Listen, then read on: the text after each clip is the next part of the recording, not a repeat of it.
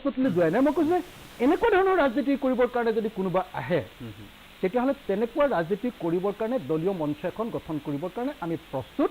আৰু সেই প্ৰস্তুতিত যদি কোনোবাই কয় যে নহয় তোমালোকে ইলেকশ্যন খেলিবনে নাই মই ক'ম যে 100% খেলিম 100% ইলেকশ্যনত উঠিবৰ কাৰণেও আমাৰ কোনো আপত্তি নাই কিন্তু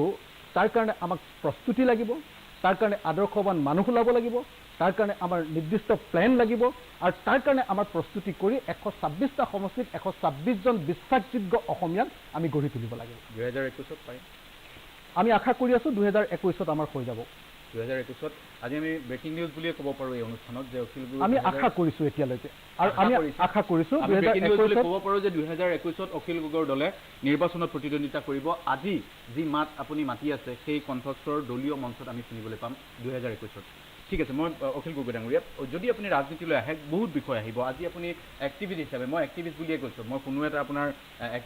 এক্টিভিষ্ট শব্দটোৱে মই ব্যৱহাৰ কৰিম এক্টিভিষ্ট হিচাপে আপুনি বিভিন্ন কামত কাম কৰি আছে কিন্তু ৰাজনৈতিক দলত আপুনি অহাৰ লগে লগে কেতবোৰ সীমাবদ্ধতা আহিব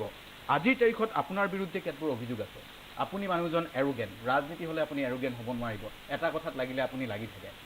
এটা কথাত লাগিলে মই সেইটো কেতিয়াবা কোনোবাই ভাল বুলিও ক'ব পাৰে কিন্তু মোৰ দৃষ্টিত সেই এৰোগেঞ্চিটো থকাৰ কাৰণে আপোনাক কোনোবাই সংগ এৰিছে আপোনাৰ লগত যিটো আপুনি 126টা সমষ্টিত মানুহ বিচাৰিছে সেই ধৰণে মানুহ পোৱা নাই আজি আপুনি কিছুমান মানুহৰ কথা এনেকৈ ক'বলগীয়া হৈছে ৰাজনীতিত কেতিয়াবা মিছা কথাও ক'বলগীয়া হয় মই অন ৰেকৰ্ড কৈছোঁ আজি কিন্তু ৰাজনীতিত আপুনি মিছা কথা ক'ব নোৱাৰিলে পিছপি থকাটো মুস্কিল হ'ব সেই ধৰণৰ চেলেঞ্জ আপুনি বা প্ৰত্যাহ্বান গ্ৰহণ কৰিব পৰাকৈ আপুনি সাজু হৈছেনে নাই নহয় মানে আমাৰ মাজত ডেফিনেটলি ফ্লেক্সিবিলিটি থাকিব এৰোগেঞ্চিটো অলপ কমিব কিন্তু তাৰ অৰ্থ এইটো নহয় যে আদৰ্শত কম্প্ৰমাইজ হ'ব কিছুমান আদৰ্শত আমাৰ কেতিয়াও কম্প্ৰমাইজ নহয় ৰাজনীতিলৈ যেতিয়া আহিম নহয় এক নম্বৰ কথাটো হ'ল যে আমি জনগণৰ ৰাজনীতিৰ পৰা আঁতৰি নাযাওঁ আমি কোনো পৰ্যায়ত দিল্লীত তেল মৰা ৰাজনীতি নকৰোঁ 3 নম্বৰ কৰ্পৰেটক অসমৰ মাটি দিয়া ৰাজনীতি আমি কেতিয়াও নকৰোঁ আমি অসমত নিজা ধৰণৰ উদ্যোগ কেনেকৈ তৈয়াৰ কৰিব পাৰি অসমত 100% বিদ্যুৎ উৎপাদন কৰি আত্মনিৰ্ভৰশীল কেনেকৈ হ'ব পাৰি আৰু কেনেকৈ উদ্যোগৰ কাৰণে আমি বিনামূলীয়াকৈ বিদ্যুৎ যোগান ধৰিব পাৰোঁ নিজৰ উৎপাদনৰ জৰিয়তে বৃহৎ নদী বান্ধৰ জৰিয়তে নহয় দেই কেনেকৈ আমি এই কাম কৰিব পাৰোঁ তাৰ কাৰণে ডেফিনেটলি আমাৰ এৰোগেঞ্চ থাকিব যে আমি এইবিলাক কাম কৰিমেই কৰিম কিন্তু যিবোৰ ব্যক্তিগত এৰোগেঞ্চি সেই কথা আপুনি হয়তো নাৰাখিব ডেফিনেটলি কেতিয়াও মই আজিৰ দিনটোতো মোৰ ব্যক্তিগত কোনো এৰোগেঞ্চ কেতিয়াও নাই কেতিয়াবা খালি এটা বস্তুতে বহুত মানুহে ভুল কৰে যে আমি এটা বস্তুত ধৰিলে এৰি নিদিওঁ যেনেকৈ ধৰক আমি কয়লাৰ চিণ্ডিকেটৰ বিৰুদ্ধে লাগিছোঁ মানে লাগিছোঁ যদি ছিগি যাওঁ কিন্তু কোনো পৰ্যায় হালি নাযাওঁ এই বস্তুটো লাগিছোঁ আৰু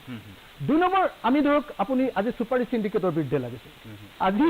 গোলাঘাটত মোৰ বিৰুদ্ধে 50-60 জনমান মানুহে ধৰ্ণা দিছে এই যে ধৰ্ণা দিছে মোৰ গোলাঘাট মোৰ আন্দোলনৰ